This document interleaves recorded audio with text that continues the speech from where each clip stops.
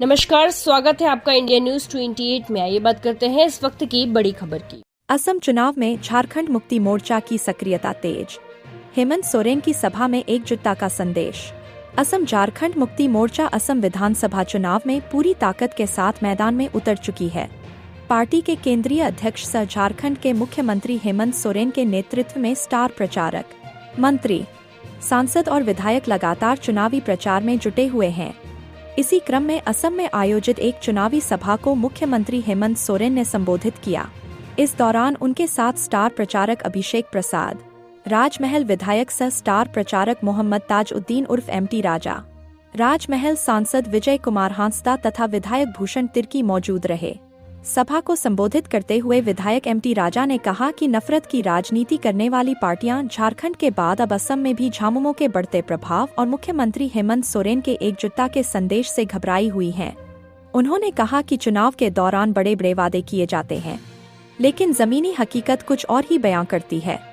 उन्होंने असम सरकार पर निशाना साधते हुए कहा कि राज्य के कई गांव अब भी विकास से वंचित हैं और जनता अपने हक और अधिकार के लिए संघर्ष कर रही है। उन्होंने आरोप लगाया। एमटी राजा ने कहा कि आज असम की धरती पर प्रेम, भाईचारा और सामाजिक सौहार्द को मजबूत करने का संदेश हेमंत सोरेन दे रहे हैं।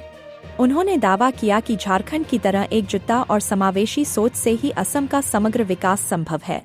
उन्होंने यह भी कहा कि जनता का रुझान झामुमो के पक्ष में दिखाई दे रहा है और पार्टी को व्यापक समर्थन मिल रहा है।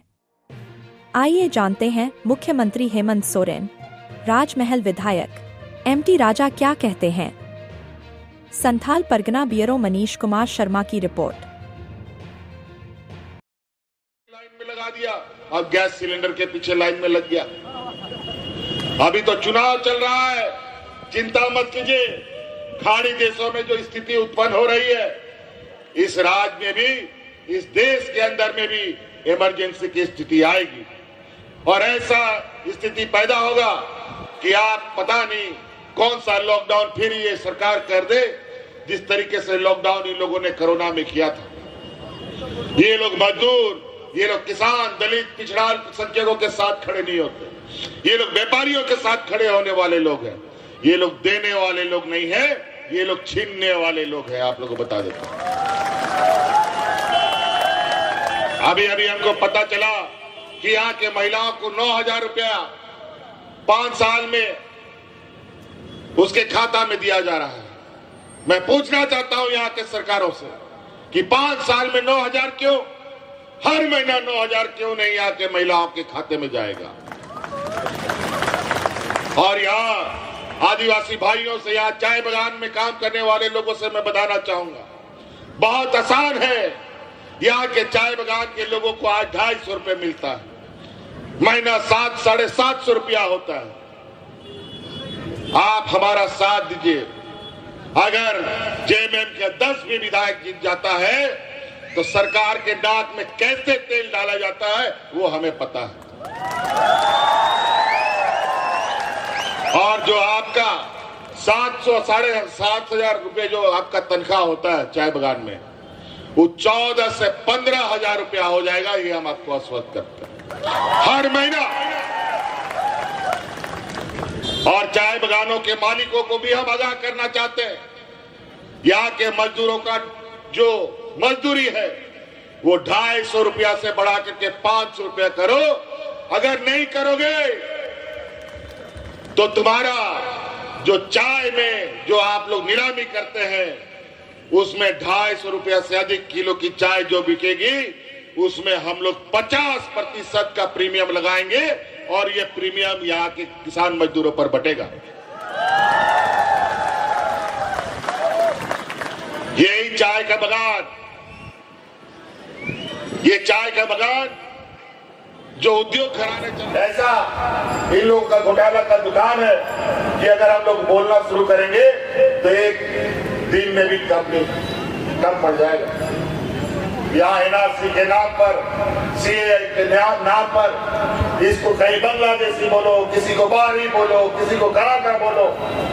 यही स्थिति आज यहाँ के आदिवासियों का भी, आज हजारों साल से रहने वाले लोगों को यहाँ पहचान नहीं मिल रहा। कल को वोट देने का भी आपका अधिकार छीनेगा और आपको बोलेगा आप इस देश का नहीं, आप बाहर चले जाओ या तो जेल में ठूस देगा। यही स्थिति है। इसीलिए साथियों, ये लड़ाई बहुत बुलंदी के साथ लड़ना होगा। आज के दिन में सोशल मीडिया का जमाना है। भारतीय जनता पार्टी की करतूतों को आप देख रहे हैं, किस तरीके से सांप्रदायिक तनाव ये फैला रहा है।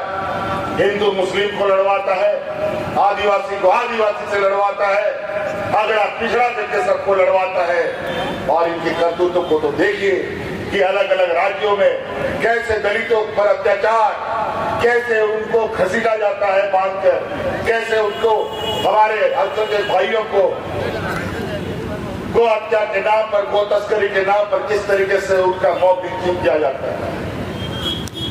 आज भारतीय जनता पार्टी शासित राज्य में अनेकों उदाहरण दिखेगा अत्याचार का, लेकिन झारखंड में आप जाएंगे सभी जात धर्म के लोग अमन चैन से रहते हैं।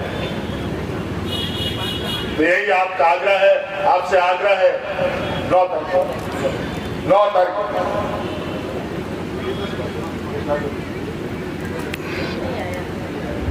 9 तारीख का याद रखिएगा, चुनाव का दिन है। प्रीति रानी जी को हम लोगों ने तीर धनुष छाप किया।